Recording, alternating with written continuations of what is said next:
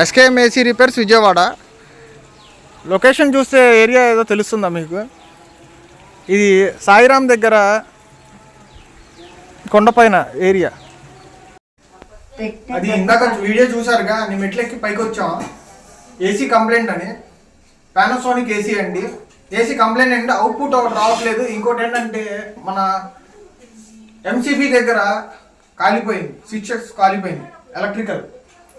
Sir మీరు చూడండి, ఇదిగోండి.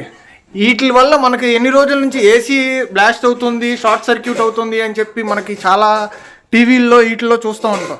ఎందుకంటే వీటి వల్లే మెయిన్. చూడండి ఎలా కాలిపోయింది. మళ్ళీ ఇది కంపెనీది గోల్డ్ మెడల్ అది. ఇంకోటి ఏంటంటే టెక్నీషియన్ ఎవరో చూడండి ఎలా ఇన్స్టాల్ చేశారు. 2 ఇంచెస్ గ్యాప్ ఇచ్చి, నేను ప్రతి టెక్నీషియన్ గురించి చెప్పట్లేదు సార్, 2 ఇంచెస్ గ్యాప్ ఇచ్చి ఇన్స్టాల్ అనేది చేయడం జరిగింది. దీని ప్యానల్స్ తీసుకోవడానికి మినిమం ఒక 15 మినిట్స్ దాకా పట్టింది మాకు. చూసారా? అది ఏంటంటే నేను చెప్పేది ఒకటి, ఇన్స్టాలేషన్ చేసేటప్పుడు మినిమం 5 ఇంచెస్ 10 ఇంచెస్ గ్యాప్ ఇచ్చి ఇన్స్టాల్ చేయండి.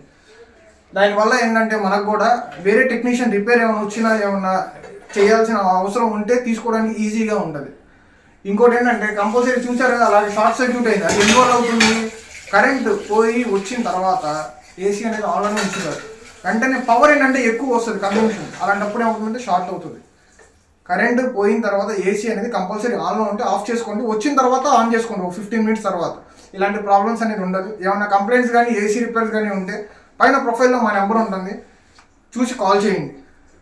Okay, bye friends.